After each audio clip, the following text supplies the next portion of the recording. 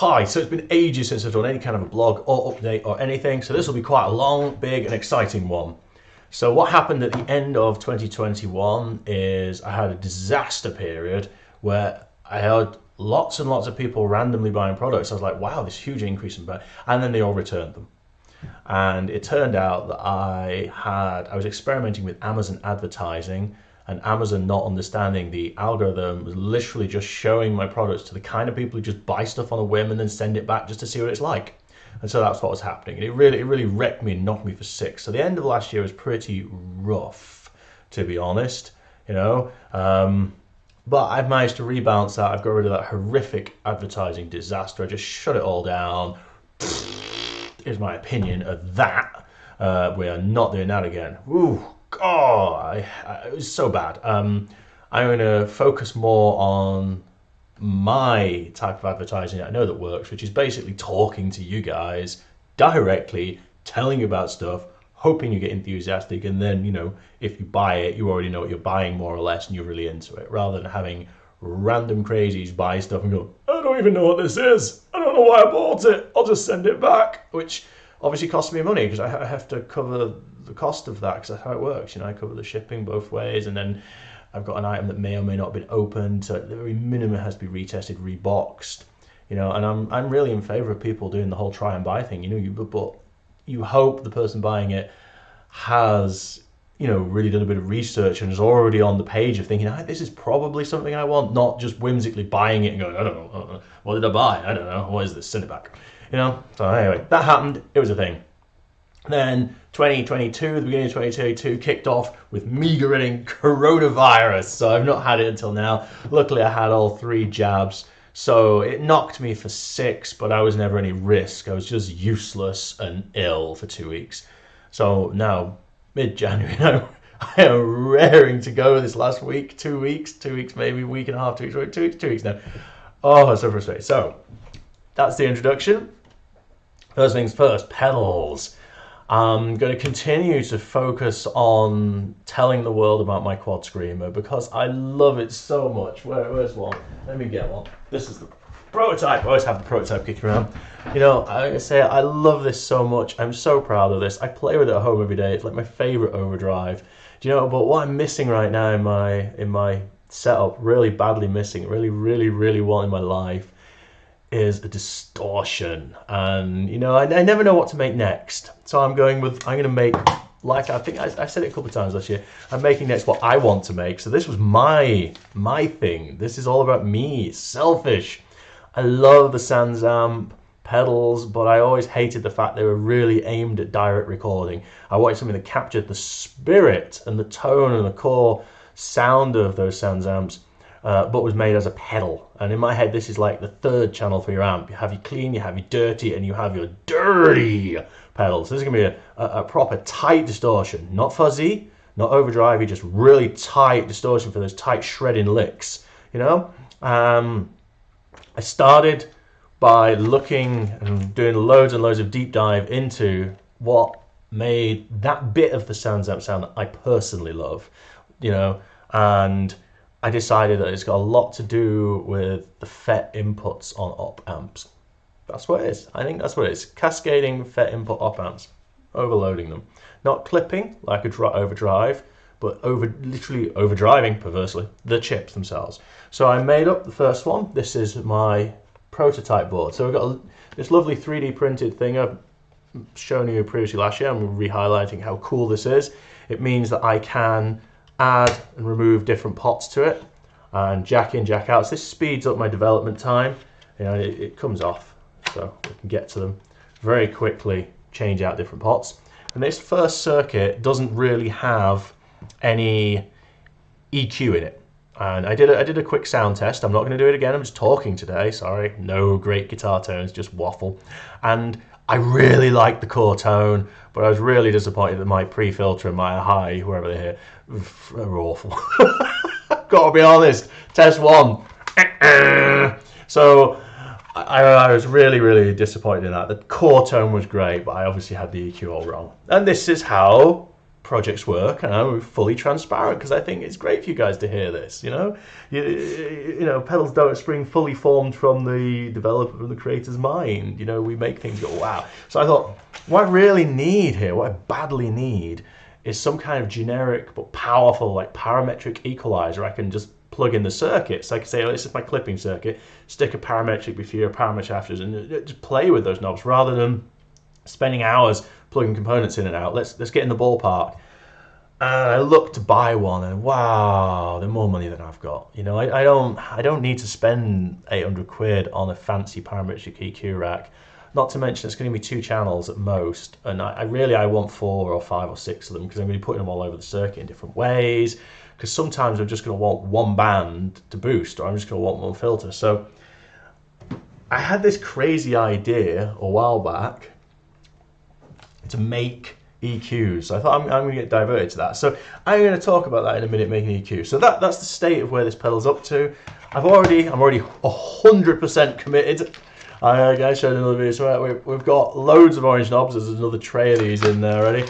I was going to use black switches, but I got the orange switch caps, and I was like, this is going to be the orangest pedal in the world, and I love it. So we're going to have the orangest pedal in the world. Super orange. So there we go. I'm calling it the Grand Classic because I think it's a super pretentious name. It's great. It's the Grand Classic. Also, it's a slight play on the GT in the Sounds Amp GT, because I always think that sounds like Grand Touring, like a car. And I think Classic is their first. So they got the Classic, which is the one with a little toggle switch, and they got the Grand. Oh, geez, a little cleverness there. Grand Classic. You know, orangey. I'm going to have some desert-based drawings on there, I think. I haven't quite decided what exactly, maybe volcanoes. I'm going to draw it myself this time, put it on. So that's where we're up to with the pedal. I'm really excited. That's going to be the next pedal. It's going to be kickstarted. And if you follow the channel, like, subscribe, then I will tell you more and more about it every week or 2, or however often I get these out. Next thing, I said, so I needed EQ for this thing. And I thought, well, I'm not paying all this money. And I really wanted to do these little 500 series things. A studio friend of mine got me into them about a year ago, and I thought, they really appealed to me. And so I started some time ago looking into it. I bought the power supply rack case thing, which I'm going to show you in a minute. It's a cheap one, but I don't need a fancy one. Plus, you know, as someone designing, better to have the cheapest, because if you can make it sound good with the cheapest, then you don't need to worry about the dear ones then. So as great as a designer, we just buy the worst gear, because if it sounds good with the worst gear, it's going to sound great with everything. So yeah, and I made this, which I thought was super cool. This is I've never really used this. This was my development board. So this has the connector and a breadboard, and I even got it on Velcro so I can change different breadboards. But I never really used it. I don't have time. This is a back burner project. Maybe next year, maybe the year after, or so I thought. So anyway, this next thing comes up. I'm on eBay, and there's this guy selling channel strips. I have a mixer, and he's got a good price on them. They got this really great EQ, and I thought, I wonder if I get this strip, where's the rest of it? You see. Get these strips, could I perhaps possibly, you know, and you can see I've done it here, cut these strips and take away all these aux sends and fader and take away the preamp. Maybe could I do this? Oh yeah, can't you focus? Look at that. Look at this. Which way up is it? Is it that way up? Oh, it is. I'm not good at pointing things at cameras. You can tell I'm not an experienced YouTuber, can't you? Does it show? How cool is that? This is a DDA Q series. This is a live sound mixer that was famous for having a really sweet Ace sounding EQ. Now, I looked at 500 series EQs before I had a go at this, and they are so expensive for anything nice. Oh, I was like, I'm not buying them. They're even worse than buying like the racks. So I thought, I wonder, let's take a chance on this. Let's see if it's possible to cut it in half and somehow make it work. And it turns out the designers, praise be, have made the circuit really logical. So I actually could cut it out, and I've removed a lot of parts off here. So took off anything surplus things. So I don't need the phase reverse, and I don't have space for it more than anything. And yeah, it turned out it's just the right size to fit in this, pretty much. And I was like, wow, it's gonna fit. It's gonna fit all the parts on the board. It cannot be this lucky.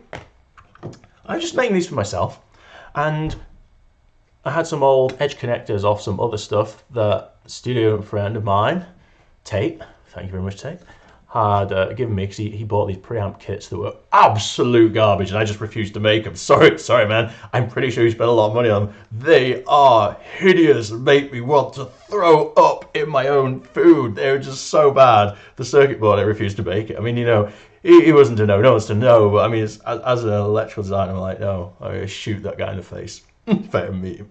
But anyway, great for me, so I just cut the edge connector off and use it. And this meant I could try it out. Look at this, look at this. And I reused some of the chips to make a balanced output driver. So it's balanced ins, balanced outs, servo balanced, all the rest. I mean, this is never going to work. And I plugged it in, and sure enough, I blew up this, and smoke came out of it. Because I'd shorted earth to negative like an absolute noob. But once I fixed that and fixed this, plug it in, and yeah, look at this, look at this. Sounds the business. Sounds the business. Seriously, I was using this and I was like, this is actually way better sounding than I thought. And so I was really glad that I bought two. So I'm gonna make two up. I was making two up, and I thought, you know what? I did want to make Studio Gear 500s. I've sat here on a week going, oh, I can't do this, I can't do this, I can't do this. I'm supposed to be doing the pedal. Yeah, I can. Of course I can. Of course I can do two things at once. Oh, wouldn't be me if I didn't do two things at once. So yeah, we're doing it. I've been in touch with the guy who sold me these, and he's agreed to sell me the other 13 of them he has. So I'm having 4. My assistant in the studio here, he wants one, which we're not going to put in 500. We're going to put it at pedal, because he's a bass player. He wants one for his bass guitar. Totally cool. And that's going to leave me with 10 units, and I'm going to make those 10 units. And they're going to be my first foray into 500s. And I'm not going to make them quite as shabby as my own one in here, because whilst this works, it's a bit ugly, isn't it? So I'm going to have some circuit boards made up here specifically with relay bypasses on them. I'm going to add a proper balanced output servo, because although I'm reusing the chips on this aren't the perfect output driver. They're great input, great EQ chips, don't want to mess with that, but the output driver I created by strapping all these, it's the wrong sort of chip. I'm going to use like an NE5532 or something on it, something nicer that can drive an output. And I'm going to put that on the board, so I have output, input, and all that on this board. And I'm going to experiment on my own scrappy one with adding maybe a couple of frequency shifts for the shelving filters, because they're at 50 hertz and I think it was 12 kilohertz, which are really great sounding frequencies, but I think having one at like 100, 120 as well is really useful, especially on high frequency instruments that don't have low end, and a high frequency at like maybe 8K, which again, really useful on instruments that have not as much high end. So I'm going to hopefully put those in. So we'll have some tiny toggles, I reckon, on here, like a high shelving frequency shift, a low shelving frequency shift, and a bypass toggle, and that's the plan. But like I say, they sound wonderful already. I'm genuinely shocked how fantastic they sound, and you know, it's gonna be a fair bit of work to get them up, but there'll be 10 of these available for you guys, and this opens the door, because once I've got these, the chips on here are actually for a preamp I designed. For the 500, and I designed it on paper. I've never tried it, so you know, if I'm going to do the EQ, I might do the pre. So I'll have my preamp, and that's going to be a cost-effective, mostly not transformer. I want it to be open and transparent. I have a brand name for these that's coming, and a style, and an ethic, and they're all going to be very, very affordable compared to what's out there at the moment. There's going to be none of this 500, 600, 700 quid stuff. In fact, if I've got my ways, it's going to be, I think, like 250 mark for most of them. You know, which in 500 series land is going to be, that's pounds, dollars. You're not getting for $200. You might, I might do one for $225 or $220. I can do one for $200. Yeah, so that's my aim. I want to make this stuff really affordable, really varied. So, but the pre's run of the mill, the things running, and this segues in. So I'm going to put this tool on the side now. You can still smell that capacitor where I exploded it. This segues into the future of what comes next after these pedals. So we're going to do this amazing distortion pedal, we're going to do this amazing EQ. The next thing I have lined up is a compressor. Now I have got a few ideas for this, kind of optical stuff, some to do with frequency stuff, some to do with sideband, some to do with FETs. I haven't fully settled on. I've got a load of sketch ideas down, but it hits me, of course, that if I'm going to do I've done them, these EQs to help me make this pedal. I'm going to use pedal. I'm going to use 500 EQ.